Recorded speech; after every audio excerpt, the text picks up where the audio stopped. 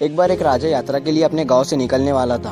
तभी राजा के पास गांव का एक आदमी आके कहता है कि राजा साहब, जंगल में आपको एक 2 फुट का आदमी मिलेगा जिसे कि जान से खत्म किए बिना आपने आगे मत बढ़ना। राजा उस आदमी की बात मानकर यात्रा के लिए निकल जाते हैं। राजा जैसे ही जंगल में पहुंचते हैं तो वो 2 फुट का आदमी राजा के सामने आ जाता है और राजा को लड़ने के लिए कहता है। राजा उससे लड़ते हैं और उस 2 फुट के आदमी को ढेर कर देते हैं। लेकिन जब उसे जान से मारने की बारी आती है तो राजा उसे ये कहकर छोड़ देता है कि इस 2 फुट के आदमी को जान से मारने में कैसी महानता।